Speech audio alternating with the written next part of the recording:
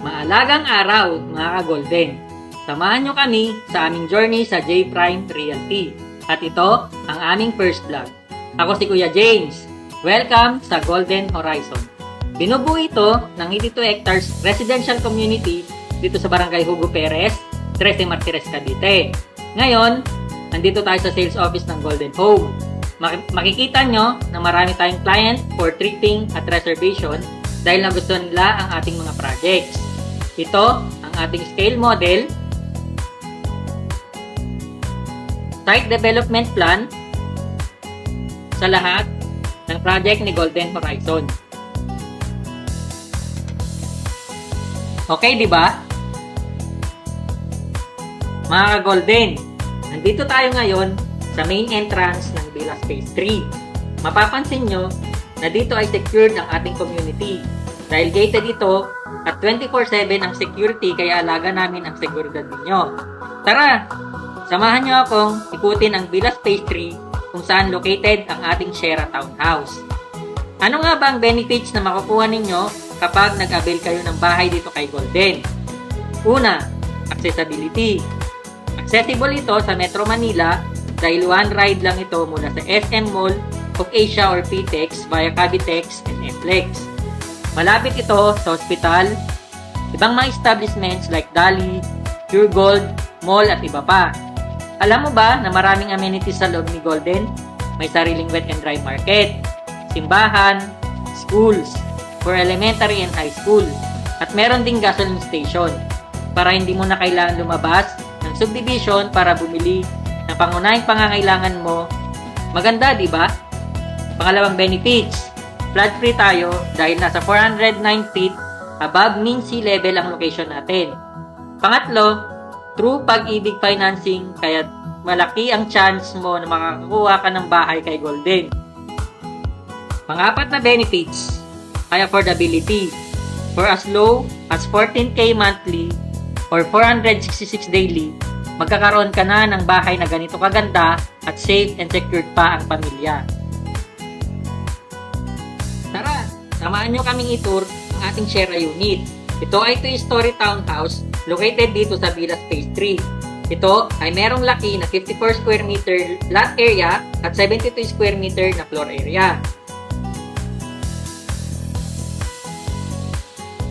Ito ang sample gate para may idea tayo kapag magpapalagay na tayo ng gate. Ang nagustuhan ko dito sa unit na to ay meron siyang carport. Tara, samahan niyo akong mag-house tour sa loob ng Sierra unit. Itong Sierra unit natin ay semi-finish na. Nakatiles ng flooring, malalaki ang pintana, naka-steel deck para maaliwalas at subok na matibay. Okay, di ba? Maluwag at mataas ang ceiling. At may provision na for window type aircon.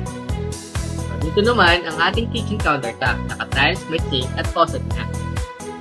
Silipin naman natin ang first bathroom. Complete accessories na. Naka-tiles, may telephone shower, toilet, and mirror. Okay, di ba? Tara, silipin naman natin ang service area. Maluwag. Ito ay may 1.5 meter setback na kasyang isang washing machine. Maganda, di ba? Ngayon naman, nakita na natin ang napakaluwag na space dito sa first floor. Umakyat naman tayo sa second floor. Tara! Ngayon, andito na tayo sa second floor ng ating turnover unit. Ito ay hindi pa nakapartition para makita mo kung gaano siya kaluwag at isa pa, naka-roof insulation na tayo. Ngayon naman, silipin natin ang second bathroom. Complete accessories na rin. Naka-tiles, telephone shower, toilet, and mirror. Ang area na ito ay pwedeng gawing master bedroom. Meron na din itong provision for aircon. Ito naman ang pangalawang room. Meron na din itong provision for window type aircon. Dito naman ay pwede gawing family room or another bedroom at may provision din ng aircon dahil may access ito sa ating balcony. Okay, di ba? Tara, silipin naman natin ang balcony. Pwede tayo maglagay ng table and chair. Para dito tayo magstay para makapag-relax. At pwede rin maglagay ng halaman. Golden, kung prepare mo ang corner lot, meron tayong space para sa garden mo. Okay, di ba? Kung nagustuhan mo ang video na to, paki-follow, like, and share ng aming Facebook page. May contact din kami sa number na nasa taas. Salamat!